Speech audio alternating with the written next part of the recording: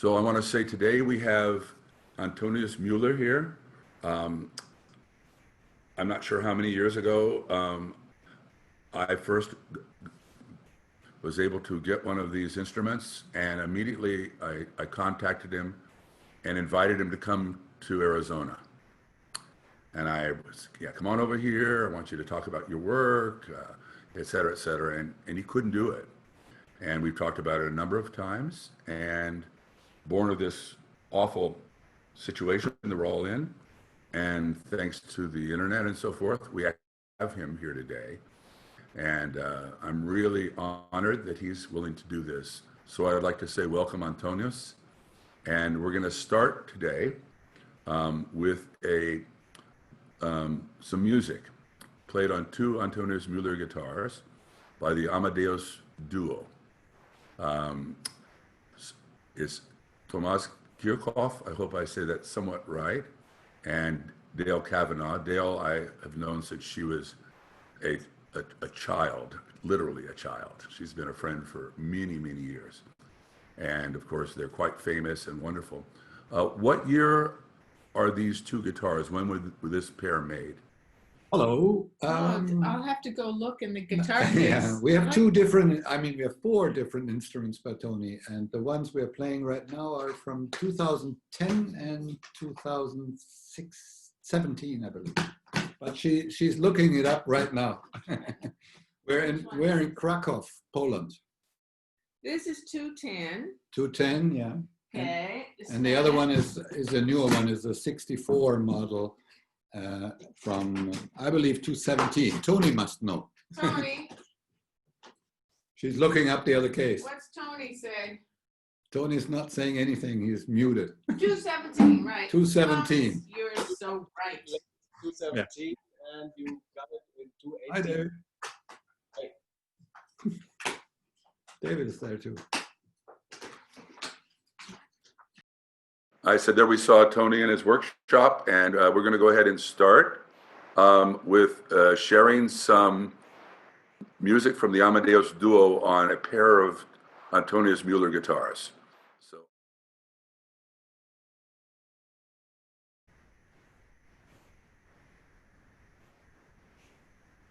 The next piece we're going to play is by early Baroque composer Gaspar Sanz from Spain, and the piece is called Españoleta y Canarios.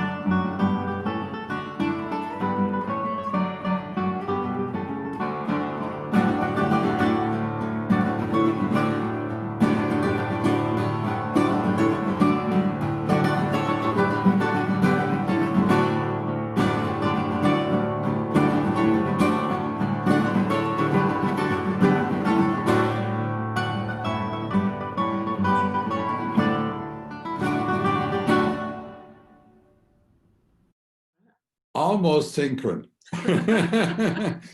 But we did play it live with the camera, but there was some,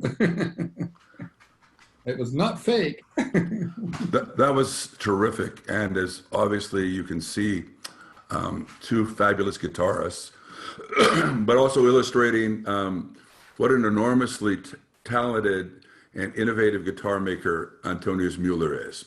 And he's, followed in this wonderful tradition of making sandwich or double top instruments, but he took his own route, which he's going to explain and talk to us about. So Tony and your son, I haven't met yet. Welcome, and let's turn it over to you both. Hello. Hello, everybody. Nice to meet you here. I'm Tony Müller, Antonius Müller. I have a workshop for guitars in Germany, in the area of Frankfurt. And I have a help here, my son Felix. Hello. And also my son Yannick. He's the fire brigade when I leave the words in English, because I'm not English, I'm German, you know this. First of all, I have to say thank you so much to the organizers, to first of all, Tom Patterson, and also his staff like Anna Lordace and Misael and all the guys who made this possible. So I want to tell you a little overview from my view of the development of the classical guitar from the middle of the 19th century to nowadays. And after this, a bit of my development and how I found the idea of what I'm doing now. So I start with a guitar from Antonio de Torres, and you see the pattern what Torres did instead of the pattern what was done before in the Baroque and in the Romantic guitars.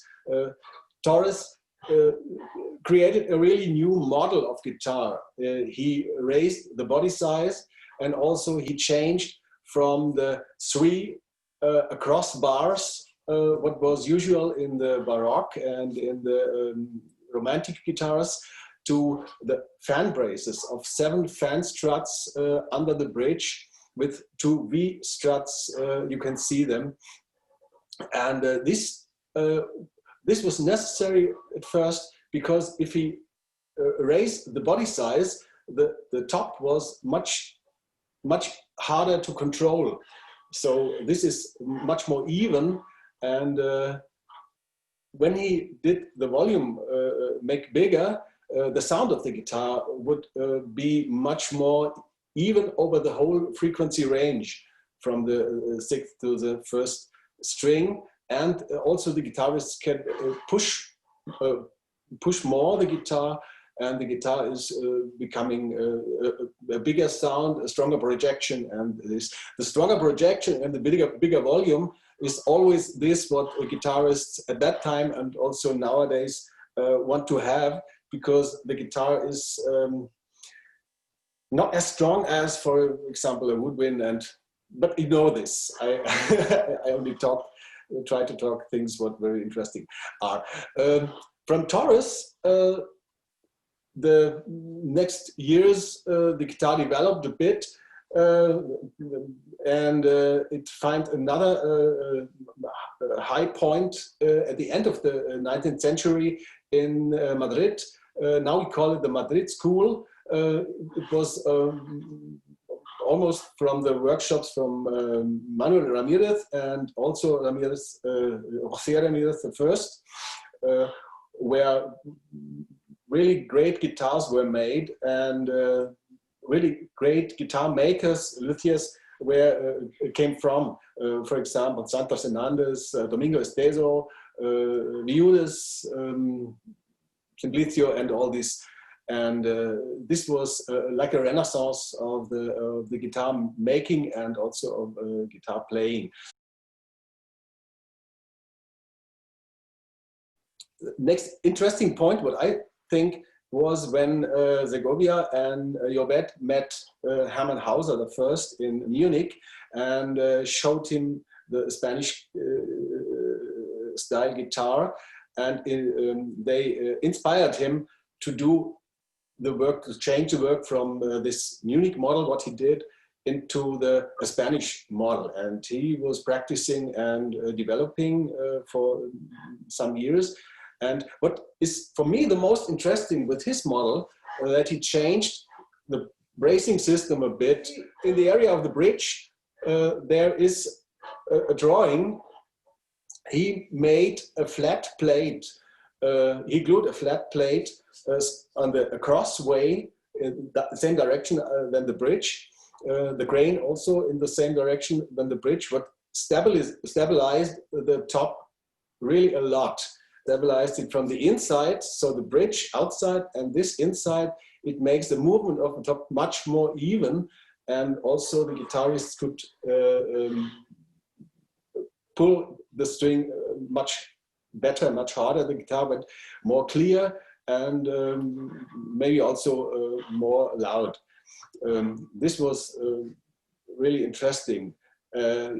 At that time, the material of the string was just a problem, and in the end of the 40s, the nylon wire was developed for a guitar string, and it was a really great, it was like a quantum leap for the guitarist, but really a challenge for the guitar makers, because the tension of the nylon string was much higher than the strings what they used before. So the guitars had a bit to change to get the optimum of all this.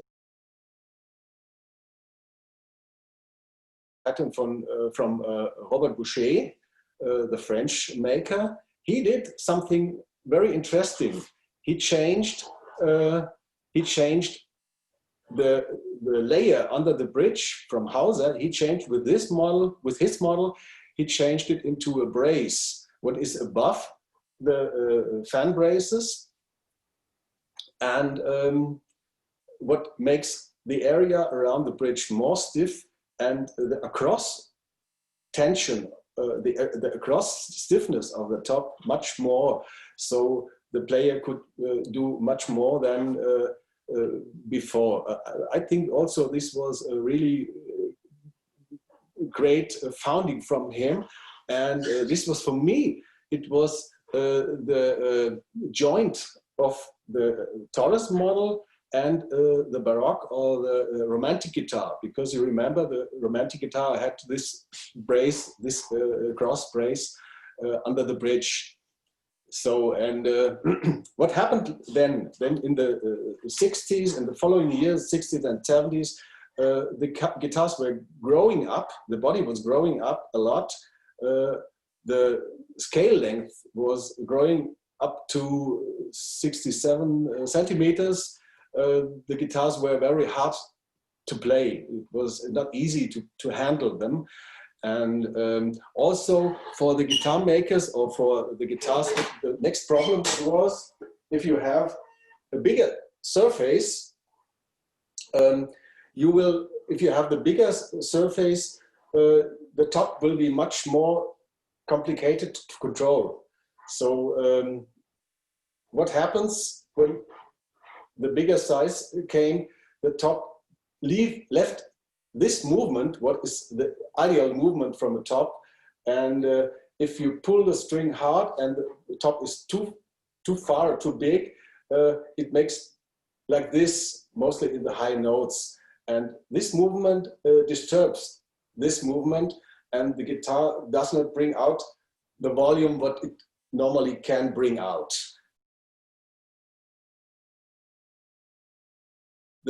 Both Spanish makers, but all over the world, they changed the bracing system a bit.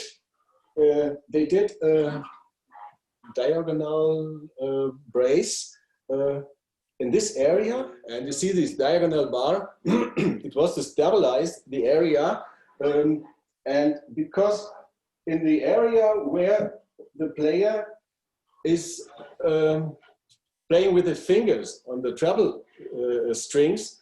This was the first point. This is the first point where this disturbing starts, when the top leaves his regular movement.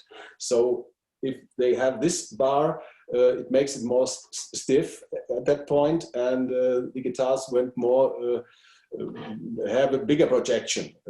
We will see it on the next picture on the Ramirez. He did similar to this. Yes, this is a kind of similar to Ramirez, what it made. Fortunately, at the beginning of the 80s, with bigger size guitars with very large tops and large scale lengths, it stopped, and the makers went back to the roots, like the Torres system and Hauser system and so on, and normal size of the guitar. The next interesting thing what happened was a founding from an American luthier. It was Thomas Humphrey. He did the angle of the neck, the angle of the string to the top. He changed it that the string is pulling in another way from the top. So you can give more power into the top, and the amplitude of the guitar is much, much more than it was before.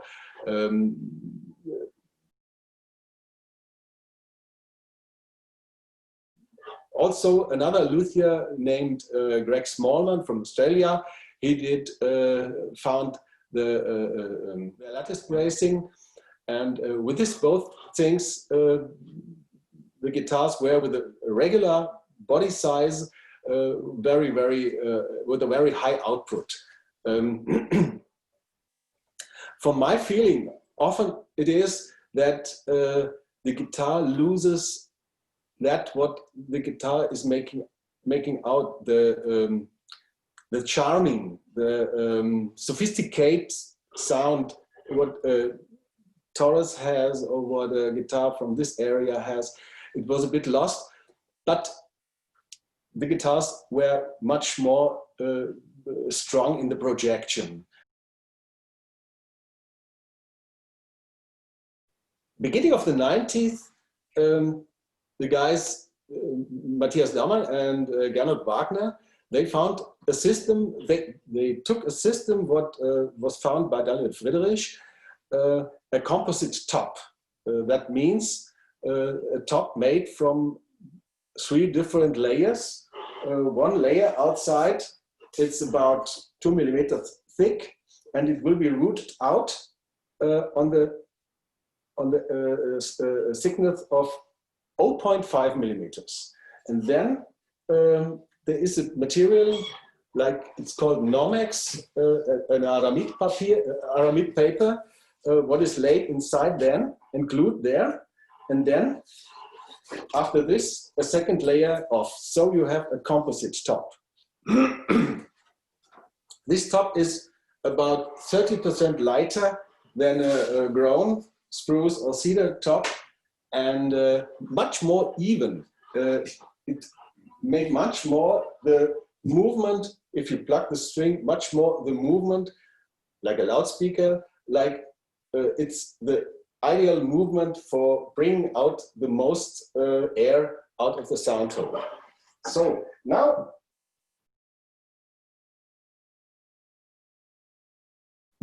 my development for the classical guitar, I was starting my job in 1976, and I was learning to do classical guitars, and I established my own workshop together with my friend Uli Albert. He was a mandolin maker, and we did make classical guitars. And at the beginning of the 90s, he did mandolins and I classical guitars. And beginning of the 90s, I changed a bit and made also steel string guitars, because the market for the classical was very, very complicated at that time. But in '94, I did the decision to go back pure on the classical guitar, and I developed my new model with another shape and another top construction, but always traditional made guitars. Then in 2006, I went to Columbus, Georgia, to the GFA and showed my traditional classical guitar, but the guitarists did not take much notice from me because all of the guys who were there to exhibit, they had very modern guitars with elevated fretboard, with double tops, with lattice bracing, and I was very disappointed going back to Germany, and I was thinking about to hang up my job and do something else because there was no development possible for me in this way. And then I recognized, I remembered again a long speech what I had with Gernot Wagner. He told me, if you ever make double top guitars, I will show you everything you have to know or what you can make wrong. And so I figured out my own system. I did my first, I started with this instead of the layer of Nomex between, I used a thin balsa stripe in between this, and this looks then, I can show it a bit with a lamp. The ready top, you can see like this, it's inside of the top. It's about 18 meters of, 18 meters of balsa stripes inside of the top. And the construction itself, it's the same than with the Nomex, layer. So I have to say thank you again to Gernot that he showed me a lot of his work. Yes, this is the photo of that. So, and now I'm doing this since about 14 years, and I'm happy to know all these great guitarists in the world. And yes, and since 2017, my son Felix is now with me in my workshop, and he learned for 3 years the profession, and he will show you a bit later our workshop a bit and his working place and so on. But first I give back to Thomas and say thank you for your attention, and I hope it was interesting for you. It's great, and nice to meet you, Felix. Just a quick question for you. So looking at that, and I've always wondered about that, how do you put each one of those, the Nomex, you just put this grid, each one of those little strips, how do you do that? Do you have a device that lines them up? Do you just do them one at a time? I do every of these small braces. I have an it's a bottom and like in heaven, and I put the top there, and I put the stripes in the outer top and fix it with some things, and I do it with hide glue instead of synthetic material. Mostly the Nomex will be fixed with a PU glue. This is a synthetic glue. I do it, the balsa stripes I do with hide glue. For me, I think this is the more organic thing. But I did one guitar, one of my first guitars I did with Nomex, and I did it also with hide glue, and it worked. The guitar is still 14 years old, 13 or 14 years old, and it still works. The guy is doing concert and everything, and it works great still. So I think you put it in a vacuum press, right? Oh, this is not possible. This is not possible. No? Because the hide glue has to dry. There is water inside. And you can do it with a synthetic glue with a vacuum, but with the hide glue it doesn't work. The hide glue will not dry in the vacuum. So I have another idea for this. I had another idea for this. It is Felix will bring it. This is that's what I told you.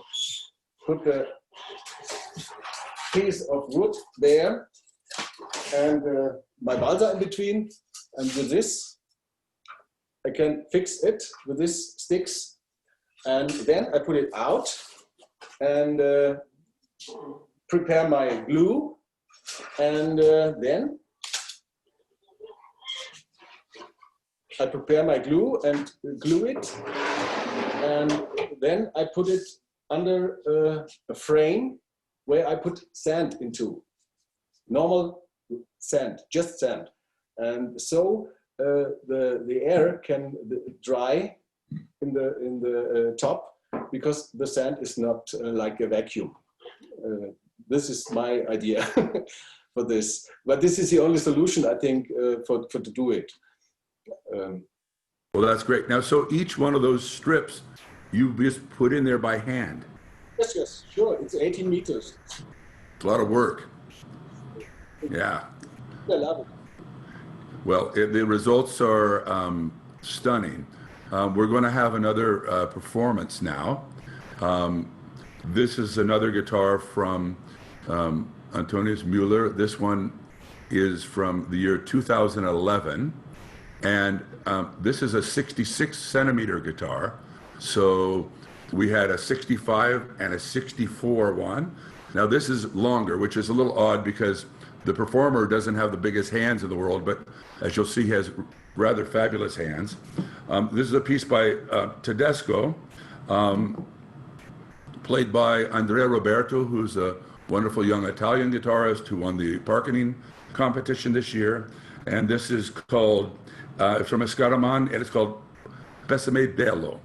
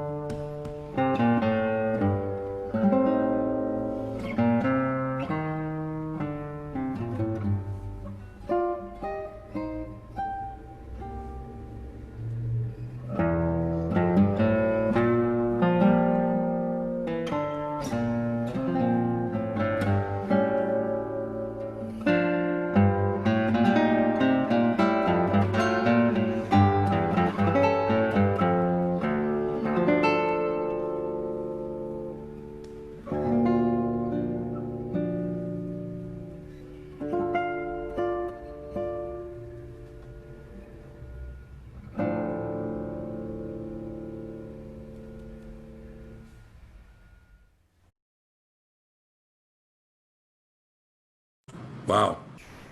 As you can see, these guitars play themselves. They're amazing variety of sounds, and every register really fabulous. Andrea, congratulations. That's extraordinary playing. Thank you. I'm Felix, also a luthier, and I have the pleasure to show you how to play the guitar. Yeah, from the start, like putting your wood together till putting on the strings. Yeah, and after I show you, hopefully all of you can build the guitar on your own. Yeah.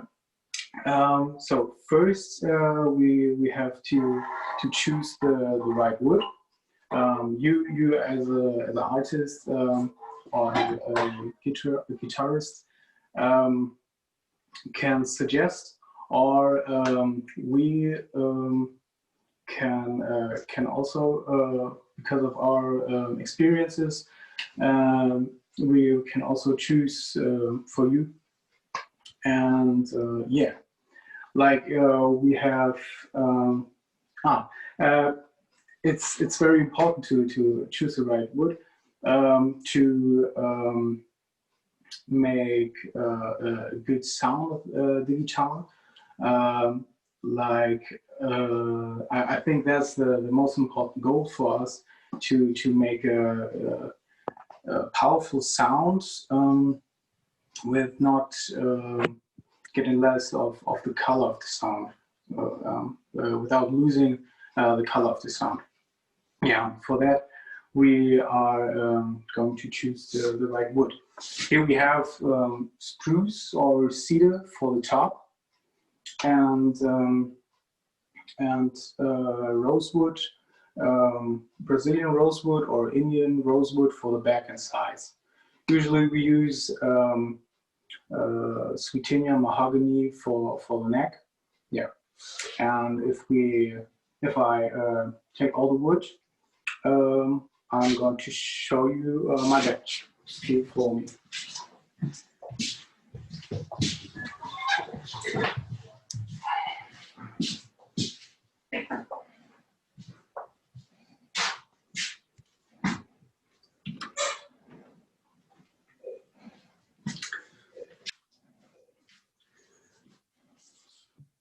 So now we are in my room.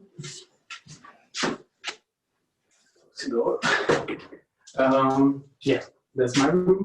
And if we have all our wood together, we begin to brace the top and the back, and finish the neck, bend the sides.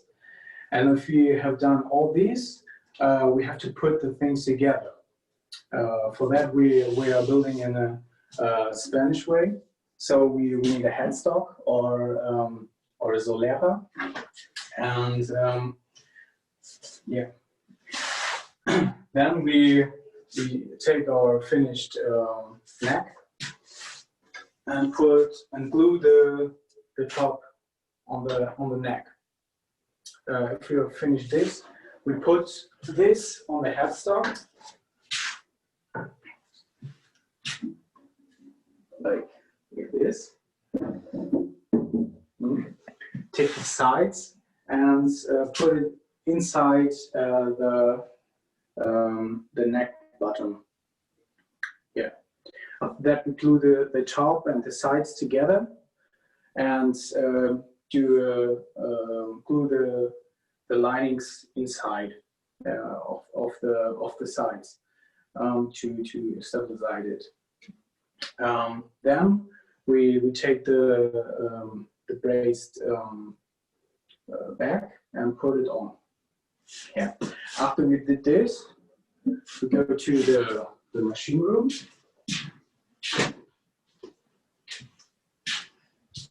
To our freezer, router. To our router, and mill it in like this. It's 2 million for the perfecting. Yeah. All right. After we did this, we go back to the workshop, or to the workbench. So now we have to glue the purfling to the guitar. So we take a cord like this and strip it around the guitar so that the purfling can glue good as possible. For that we lacquer the cord and sand everything even. Put on the fretboard and the frets, and then we can begin to polish. We use normally the French polish everything instead of the fretboard. Then we glue the bridge on it. Put in the nut and the saddle, and then you can put the string on it and finish the guitar. Yeah, that's it. That's okay. So the finish on the top is French polish, correct? And then on the back and sides, is it synthetic? On the back and side, a more durable finish? Felix does all over the French polish, and with my guitars I do the nitrocellulose for back, sides and the neck, and only French polish on the top. Great. So Felix, tell us a little bit more about your trajectory as a guitar maker alongside your father. Are you making this similar pattern with balsa double top and so forth? Not yet. I'm looking forward to try it and to learn it, how to do. But till now, I'm just building in solid top. I'm just building solid top guitars. Two models. Yeah. Two models. One model is I've built after Gomez Ramirez, and the other model is like my father's guitar. Yeah. Just the difference that I built with solid top. Yeah. Understood. And so those of us who know Germany know how extraordinary like if you go to a bakery in Germany, the amazing quality throughout the place, because you have to have so many certifications and tests. Tell us about the process of becoming a guitar maker in Germany. Here in America, I could become a guitar maker tomorrow and start selling. In Germany, it's not quite that easy. Would you tell us about it?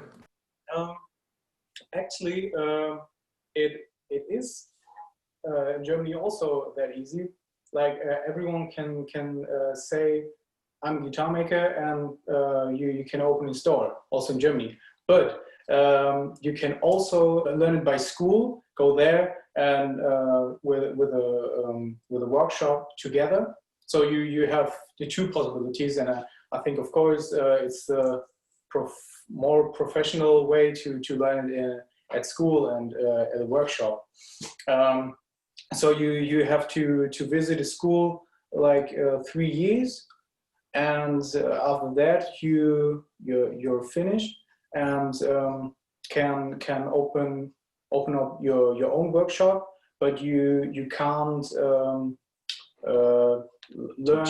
teach anybody else. So if you are going to make a master or a bit more of school, then you can teach others to making guitars. But just with the 3 years, you're finished and can build guitars. You understand? Is there a series of tests you have to take? Do you have to do a certification? Yes. The first test is, so if you're studying with a workshop together, it's easy to come to the school, but if you don't have a workshop, you have to learn at the school, and to learn at the school, you have to take a test to begin there. That's the first test, and after 1.5 years, you have the second test, or for me the first test, where is asked for some simple things, some basic things. Yeah. So I tested him for about 20 years before I gave him the job to learn it with my workshop. But I was sure at that time, I was sure that he will become a good guitar maker, and I'm not, I failed not, because it's right.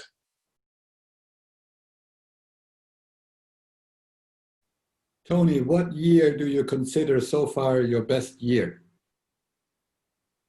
I hope it will come still. Right. I don't know. It's a bit different. I worked until 2013 in the big workshop, you know it, in the old train station down in the town. And it was a very big workshop, and we worked together with three people, with my friend Uli Albert, who unfortunately passed away in 2016. And we had also an employee, Agron Lanai, you know him, you know his guitars. And he died by cancer in 2015. So, and I started my own workshop in 2013 at home. And this is a big difference, because now I'm just alone here. Maybe since 2017 is Felix here, I can be more focused on me, and the instruments, maybe they changed. Some people say they will be more sophisticated and less in the loudness, but I don't know. This has to decide the guys what they playing them. I don't know. I can tell you, we had in total 6 instruments, and one of the first ones, one of our students bought in 2008, Hartmut Minz. Yeah, and I recently heard that instrument again, and it's great. It's the same like ours now. So I think you build very steady. Stable. Steady. Thank you. Thank you. And, yeah. And, you know, one thing I wanted to say, Dale and I, we have quite a different kind of technique in our right hand. So our tone production is quite different. With some people say it's a disadvantage, we think it's an advantage, but whatever. But your instruments even that out. As you could hear in that little Suns piece, you know, the sound was fairly even to each other. And whereas with other guitars we're playing, the difference between our sounds, our tone is quite different. And the difference is strong, not different. And yeah, and that's why we like your instrument, because they give us a chance to have a bit more even sound. Oh, thank you. That is a really big topic. Just my perspective, I have 3 of them here at my house. One that you're going to hear at the end today in a duo, 2 guitars from 2009, 1 guitar apart, number 2 and number 3 in duo. So that's going to be pretty cool. Then I have one in 2010, which is similar to the one I think we heard in the first piece. And then I have another one from 2017. And David Russell, who's here with us today, played all 3 of them here. And it was like, oh my God, this is really so good. And then, oh, wait a second, this is so good. And then we go to the last one. He goes, I think this is a more sophisticated sound. Don't know like it if I like, but there's a change. You know, there's a change over time. But the reason why I have 3 of them is because I don't want to let loose of any of them. They're all so good, right? David, you played all three. Do you recall? Let's unmute. Yes, of course I remember, and I love your guitars, Tony. They're absolutely fantastic, and I enjoyed very much. You know, some of the times I was staying at Tom's, I practiced on your guitars, on the different ones, and I really enjoyed, especially that last one. I thought it was really magical. And now hearing Andrea play, for example, play that, just, well, wonderful playing. But, you know, for wonderful playing, we need a wonderful guitar to bring it to life. And I think he did it. And with your guitar, it was just outstanding, really. Thank you so much, David. But I say always to the musicians, to the guitarists, when they come and take their guitar, you are the artist, but I only make tools. This is my profession. you put out the flowers, the flowery sound, and all these colors, and this is yours, but not my. I make the tool. I try to do my best, and also I try to make it, especially when the guitarist comes to me, or when I know him, or when I hear him play, I try to steer the right way to make the perfect guitar for him, like a good dress. But you are the artist. Thank you. Yeah, well, maybe we're the ones that go on stage, but your guitar goes on stage also. So like we just listened to Dale and Thomas play, and you know, for them to find the right tools that will make their combination really reach another level, it needs more than just a tool maker. Thank you. And so I am very happy that you've been able to reach this level. And I've seen your guitars for many years, although we don't know each other only from now. I have to ask you, last time I saw you, your arm was in a plaster cast. Sorry? Your arm. You had broken your arm, yes. And it was in a plaster cast. Right. It was maybe about 3 years ago. Yes, I think so. I had a little accident.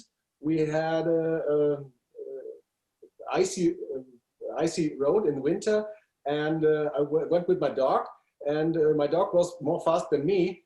He turned around the bend, and then I fell on my arm, and how it's called, not the nerve, the string. Tendon. Also, Tendon.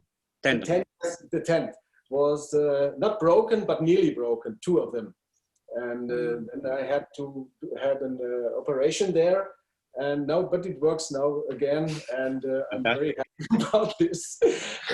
Oh, do you remember? Crazy, yeah, great. Yeah.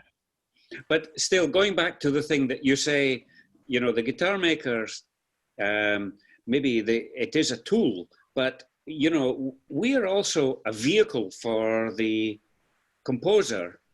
So in some ways, each component is very important. If the guitar is not very good, the guitar maker is going to struggle. The guitar player, sorry, is going to struggle to make that interpretation. Whereas if the guitar maker has made something that fits the player feels a freedom that I think is magical, really. And I have to be honest, if I meet a guitar maker and I don't like them, I will not play the guitars, because the relationship between the player and the guitarist is the maker. So, and the maker and the player is very intimate. I am Jose Manuel with your Müller guitar. I have a new one here. This is the last Müller you make me, the first one. Last year Müller. I want to ask you about the strings you recommend for this Müller, because you recommend me the Crystal Clear by Sabarev. Yes. And I change it now. Why do you recommend this strings? It's all for your guitars, or? Yeah, I use for the first string I put on is since about maybe 20 years or more, since the new crystal and the Corum strings from Savarez were made. I used them because this is a reference string for me. I use it on every guitar, the first string. So I have one special constant sound, and I know what my guitar does. What the player is doing. That is another thing. I have many clients. They play another brand like the Dario Hannebach. Yeah, I moved to the Dario now because I think it has a little more. And also, I changed the sound. Remember, you cannot have time to make a little low. Okay. Can you hear me? Yeah.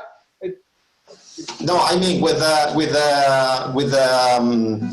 Savarez you give me, I think has more power with the Savarez, but with the Dario low tension, I think has more sustain.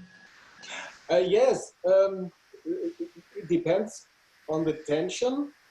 Yeah. I remember I gave you, because my reference string is the Savarez Blue. Yeah. And if you use J45 from the Dario, for example, it has a lower tension, about 6 kilobond less than the Savarez.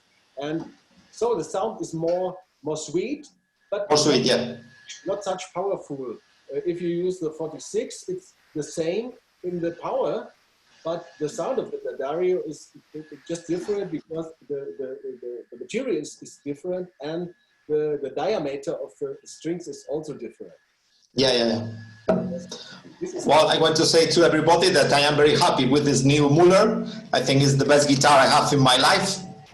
And, and I showed to David and Maria in his house, so David Russell was playing too, and compared with another guitar, but in sustain is the most sustain I have. Balsa is a lot of sustain. The notes are forever.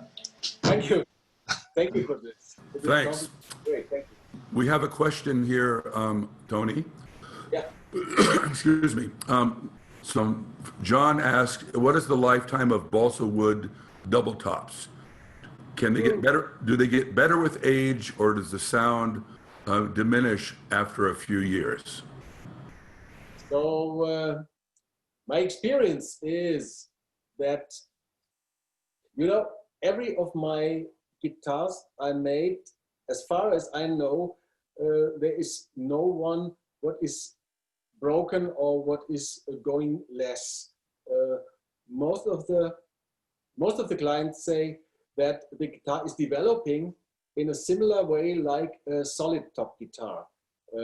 Maybe it is because of using only organic material, natural materials. I don't know. But my clients always say to me that the guitar is developing, and this is the only thing what I can say. But I don't know. I cannot look in the future what happens in about 20 years. What it is, but I'm sure this is the kind. I have to tell you the little story. When I showed my system to Gernot Wagner, he was very skeptic. He said, "Oh, Tony, try it, but I would not make it because I'm sure my system is good, so I would not change." And yes, I did it because I believe. I did believe in this system. And some years later, Gernot gave me a phone call, and he said, "Tony, sorry, I have talked to a physical doctor, and he told me what you are doing, it just works." Because these big windmills, which make electricity, the wings of that, they are made from balsa wood. It is covered with another material. It's not plastic. It is balsa wood inside. because otherwise they have electric disturbances. So these big windmills work. And so he said, so I think your little guitar has also to work for a whole life. That's terrific. At the end, we're going to hear two instruments that are just about 12 years old, which are both sounding unbelievably good still. Are there any more questions that anyone has about this?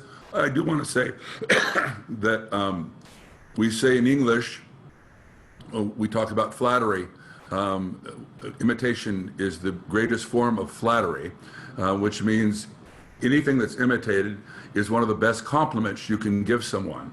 And I can say some of the finest young instruments that we have in the world from new makers, young makers, are in fact about the instruments. They're using this system that Tony is using. So, and Renato Serrano, I have a problem with his mic. He wants to know, have you changed anything in your pattern of the top? The instrument he has is from 2009 to right now in 2020.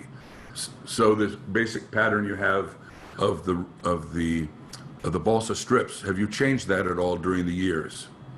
I changed many things, but always in little steps. I always make two guitars together to have a competition, to compare. I do one guitar as the last and one guitar with a little difference. So I try to develop in small steps. Things what I can say about the Balsa.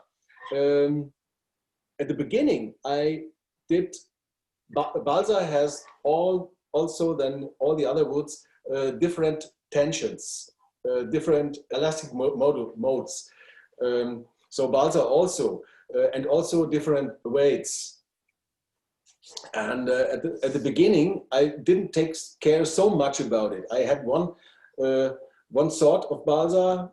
I weighed it, and I said, okay, I can cut it from the sheet and use it. And then I recognized then that in this piece of Balsa where I cut the lines off are different strengths, is the different strengths, are different elastics. And so since some time I choose soft, middle, hard, extra soft. And I have 5 different solutions about the Balsa. And also in the first guitars, I had the small blocks where are the joint between the top and the sides. I had also always the same edge. When I recognized that I have to fix them much more narrow together, so they have different edges, and it looks, if you look with the mirror inside, it looks one like one. It looks like a band, like a tie or something like this now, and also the angle between the top and the side. I have 3 different angles, and I fix it now in the really exact angle. And before I pressed it with one angle in the there inside. So I try to develop with little things. Sometimes they have a bigger effect. Sometimes they have no effect. People ask me about buying an instrument that they've never seen before. And I agree with what Thomas said. The consistency is ridiculously, I think you told me once that you only saw one Friedrich that you didn't like, and it was an experimental Friedrich. But every guitar he makes ever was magical. And I got to say the same, Tony. Every guitar, there's 6 of them in Tucson now, and all of them are super good.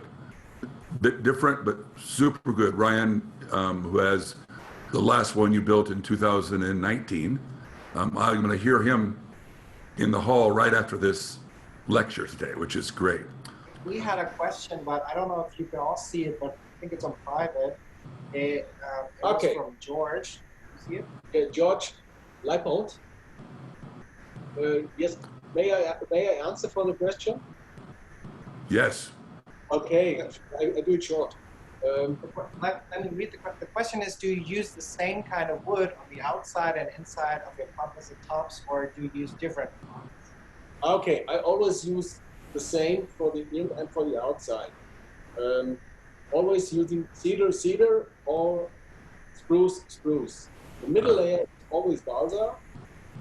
The very first guitars, the middle layer was cedar, but from the 3rd or 4th guitar, I started with the balsa wood. But the layers out and inside are always the same, cedar or spruce. I have an explanation for this. 2 reasons. One reason is that spruce and cedar are really different in their crown. Cedar is lighter. Cedar is in the lengthway of the grain much more not stiff like spruce, and also the change of the humidity is different with cedar and with spruce.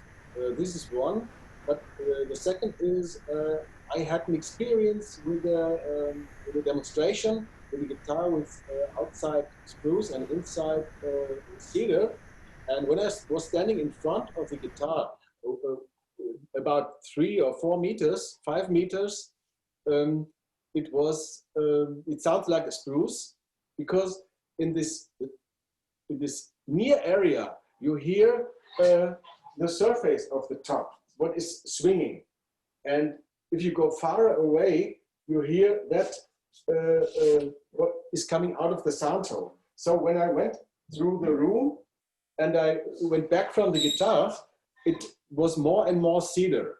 And this was not only imagination, this was real. And this is the second reason why I only use the same materials. That's a question, and I didn't know that. Following up on that, what do you say is the difference in the sound of your spruce and or your cedar guitar?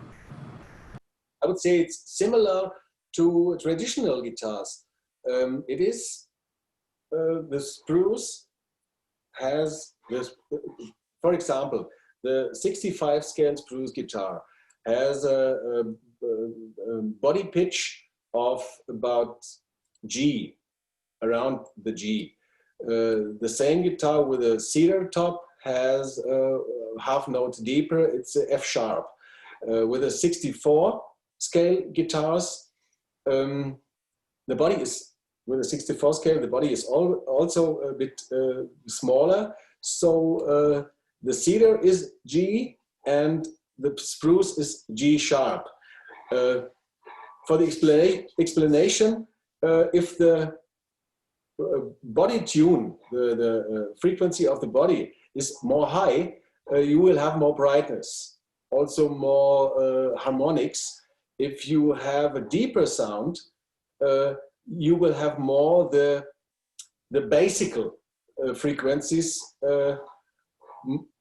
It's really that the cedar produces more frequencies in the directly hearing area of the ear, and the spruce with the more harmonics is more up, and it's very similar to the traditional guitars. So he's basically saying the cedar guitar produces more fundamental sound, while the spruce guitar creates more higher partials. So you're going to hear different frequencies in your ear. Well, I'd like to have 2 announcements here prior to last performance. And I'd like to turn this over to Thomas to talk about the festival, the wonderful festival they do every year, and what they're doing in this unusual time, and for when they're going to hold it, and how we can go and know about everything else. Please, Thomas. Well, we couldn't do it this year, as like so many other festivals. Obviously, we usually have some 40 different nations coming to Iserlohn, and obviously that was not possible. A few festivals did manage to actually have a live festival, like Austria, Vienna. They dared to do it, and luckily nobody got sick. But in our case, because we have like 250 people coming together, staying all in the same campus, in the same academy, eating together, partying together, it would have been impossible. And Dale and I, of course, we are thinking, is it possible next year? David Russell, for example, would be a guest next year, the Assads and Goran Solcha and Zoran Dukic and Agnello Desiderio, so many others. And unless there is a vaccine coming early in the year 2021, I actually cannot see really having the festival of that size and with that international participancy like we usually have it.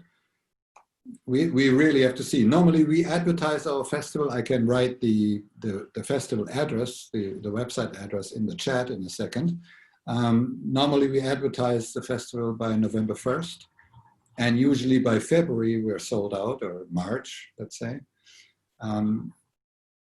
This year, I believe I have to start later with that decision if we really can do it the way we used to do it. This year we did one concert on the day the festival would have opened. We had 8 guitarists coming.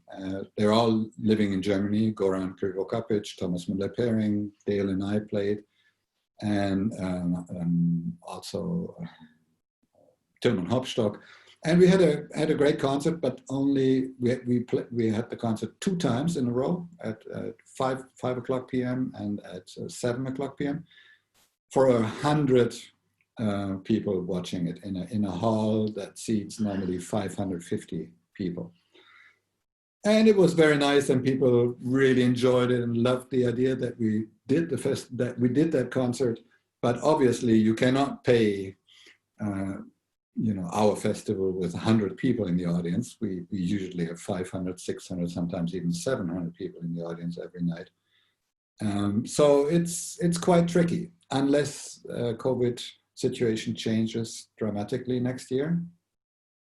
I don't think we can have the festival in the way we had it, which is a shame, but we'll see. We had Hubert here earlier to talk about Koblenz, but I think he's not here now. Maria, David, could you say a few words? I think you're there every year and you're going to go this year. So we've been to Iserlohn many, many times, and I've known Thomas and Dale. We've known Thomas and Dale for, I don't know, 30 years. Or better not even say a number. We ran a marathon together. Yes, Dale ran her first one with us. And they're both fantastic guitarists and wonderful people. And Thomas runs the festival in a way that I don't think anybody else has the same ability to play concerts and at the same time organize everything. It's totally extraordinary. We absolutely love them. And the things they do in Iserlohn are outstanding. That's true. If you really have people being so close together, and the fun part in our festival and in other festivals is quite a part in a festival, or it's not really a festival, right? So then it is too dangerous. So we have to wait and see how the developments go.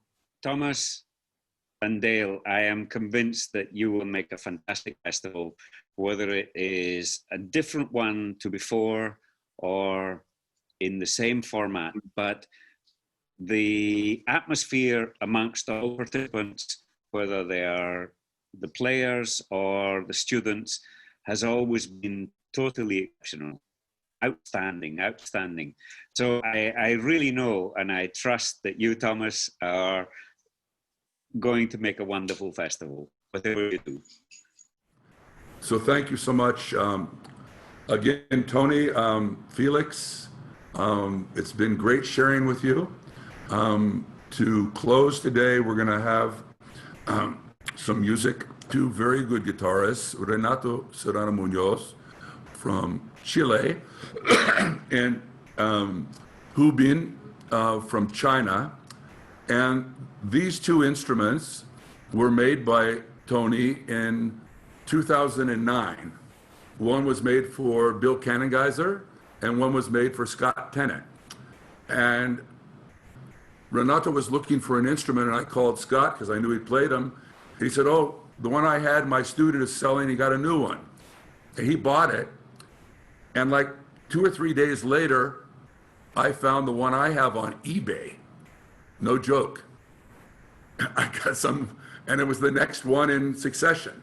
So this performance of Piazzolla will be by Renato and Bin on these two instruments that Tony made for the two members of the LA Guitar Quartet, one apart, number 2 and number 3. You make 12 a year or so, is that correct, Tony? So he makes 12 a year, one a month, more or less. And so inside each one, there'll be a number.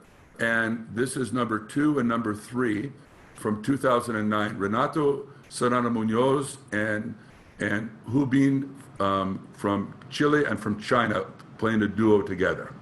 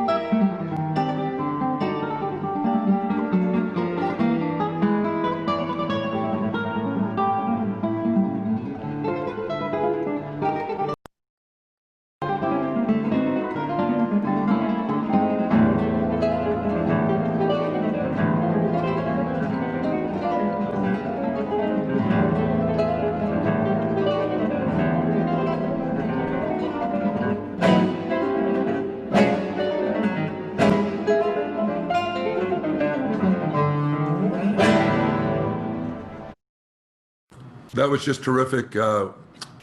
Thanks, Renato and Ben, for that. Thank you so much, Tony, for doing this. I know, as I said, I tried to get you here from the moment I first played your guitars. I said, hey, come on over here. And you're always so busy, and the magic of the internet has allowed this to happen. So thanks for taking us into your world and talk about your innovation. But as David said, you know, these guitars are, you can hear with the sound, it's just fabulous. I want to just say in closing, thanks again for Thomas and Dale to join us, of course, David and Maria to join us.